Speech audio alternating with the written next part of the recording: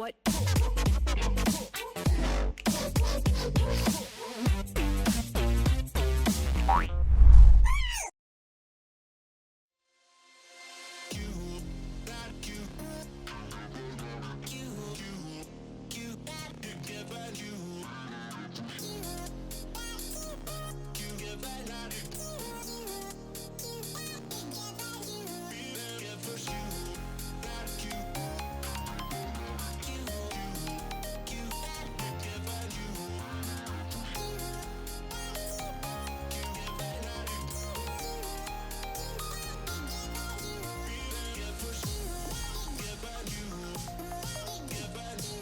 It's just some analysts may find it difficult to figure out exactly what this means for the Griffin team. Tarzan, I mean, Karthus is definitely going to be a force to be reckoned with. They have a lot of kill lanes, but... Speaking of, Root does get the dash. It's a decent double play. Aftershock is in, but it's not enough. Quite an advantage right now. Yeah, you can see Root actually not decided to go for the teleport to get back to lane. As we have a look at this one more time, just good positioning here from Tarzan. And a great engage. The lane was coming in. If you look at the minions, Jin Air weren't actually going to lose any minions had they just been backed up, but being a little bit... Pain comes in here. Tremorsense spots out where Seize is. Lands some lay waste, but he will take a heck of a lot of damage. That's going to be a decent dark passage to get the shield. As Lahens is going down extraordinarily low, the lay waste picks it up, and Karthus, he's on... as strong of a jungler as he can be, as Tana goes wide. Yeah, Sword is going to be able to boot that one back, and the Ignite is down. Tana going to get Bellows breath to death, and Sword does get the solo kill. This man, and then the Jace actually just can't fight him. Once he gets Ninja Tabi and the Glacial Shroud in this lane, it just becomes so much easier. Everyone's missing everything, but from this frame, I mean, well, as soon as Ornn casts the ultimate, it's already known that Tana will be dying. There's no way out by an Akali. Speaking of getting bullied, Tarzan looking for the knockup, does find an acceleration key. Will it be able to actually get enough movement speed? The answer is a big ol' no as Sword gets his second. Very hard to play this one out as Chovy. Wall of Pain is going to come down. Hook is going to miss him as he dives on over with the ultimate. Perfect execution. Pretty relevant here for the Chovy. Double teleports coming in. That's a great hook there from Kellen, who will have the Dark Passage to bring over Seize. Viper has to flash to get out of the way, but the turret has done so much work. There it is. The first kill does go down onto the Thresh as Kellen just a little bit too far as now Seize finds himself in the middle of nowhere. They're waiting they're to not kill gonna him. kill him, yeah. They're just going to let the back Seize, come can through. you run into the turret? No. That's so sad. Don't do it. Don't press the button, Seize. You can enter passive, and then from there, you can locate the R key. Yeah. Look, I mean, speaking of locating the R key, Grace is going to succeed. Gets the flash off. Perfect execution. Gets true. Well, all right, we'll take another look at this. This actually all starts off great. Kellen with a super fantastic hook, setting everything up. Seize not reading where the Ezreal would be going, and then right here, he has to know they're not going to actually kill him to allow him to get into his passive. To run into the he needed to just run into the turret, a lot sooner. And then from there, he could start pressing R. And it's almost comical. The other thing, talking about the itemization, we can see here that Sword was even able to go Abyssal Mass. More items are going to start coming in soon as well. Already have, in fact, as the first one is in there, the better Abyssal Mask is going to come through as Chovy goes into the Shroud, looking to try and get a kill here. Onto Seize potentially, but he's slowed down. Perfect execution, and then the culling, and that's the Requiem. Chovy's going to survive, though, throughout the queue, and he's even able to farm under the turret.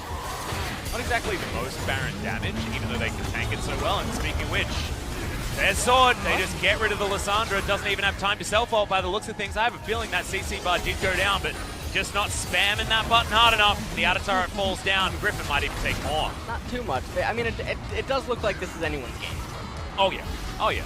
We still don't know how this one is going to go. You can't make assumptions here as Dark Passage gets Root out of trouble. That was actually very cute by Kellen. Not in the position that you want to be in at this stage of the game. Take another quick look at the replay. Ornn's ultimate turns out it's pretty okay. Yeah. But Grace didn't bother trying to either Doesn't really matter who he's playing against in mid lane.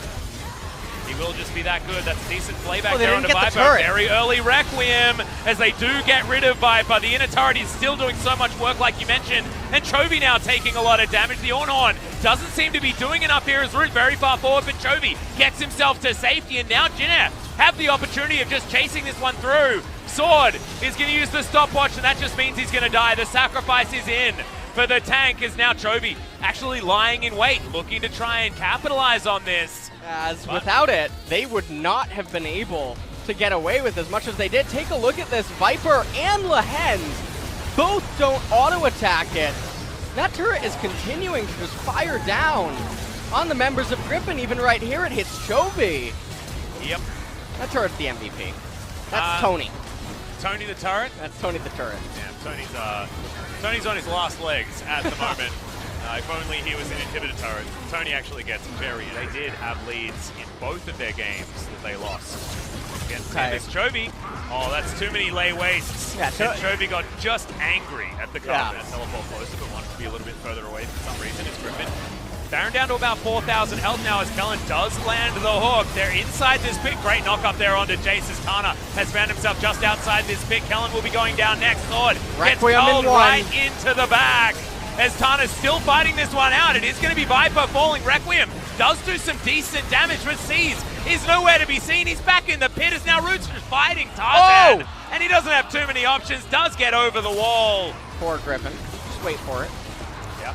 3, 2, 1, and it's a mountain. Oh, that's still relatively bad. There, Seize going to get knocked up. Speaking of relatively bad, that's a bad situation. Yeah, that's a for the jungler situation to be in, actually. Chovy does find his exhaust, and thankfully there's a dark passage. That's what's going to keep Root alive this time around. Chovy will have his flashback up very, very quickly, though. That's a very intelligent ward for Lissandra to try to tell 50 seconds remaining on the Baron, so to get at least one more wave after this one. There's that ward paying off as Griffin, they know about it. Grace is unable to get there. They don't back away through the lane. They back away through the jungle because it's not Jinner's jungle anymore. It's theirs. Viper doesn't find that Q, but they do find the kills onto these turrets.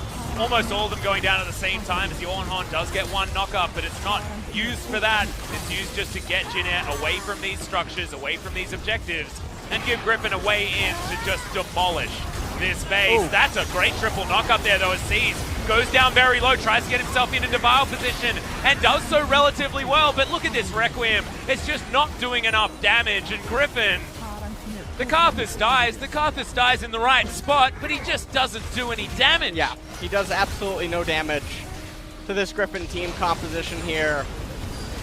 As Ezreal recalls, teleports back in. They're going to go for the end of the game here. Yeah, minion waves getting followed through. Super minions are now cruising down the mid lane and the top lane as Root's going to get taken down very, very low. Hexdrinker in hand does keep him alive. As Tarzan gets booted back, he does, of course, have himself to GA. He will revive as the culling lands onto Chovy. Lehens, good guy, is going to pick that one up with the Circle of Frost. Frost catches the Akali. Doesn't quite have the Twilight Shroud, but doesn't actually need it. Just walks away as Griffin just kiting this Jinner roster around. Even though Root's doing so much damage, it's just not quite enough. True Shot Barrage flies on forward. Once again, misses absolutely everyone. But Griffin, they've done enough. They've just got so much gold, so much control, and Jinner have basically nothing. Yep, that teleport should seal the deal. Next turret 1 goes down. Number 2 going to follow. Seize once again. Dies in a decent spot, but does absolutely no damage. As Viper hanging around this team fight is now just looking for the Nexus. As Lehens very low. Tarzan also very low. Shock Blast does basically no damage. As Lehens has the Unbreakable Will.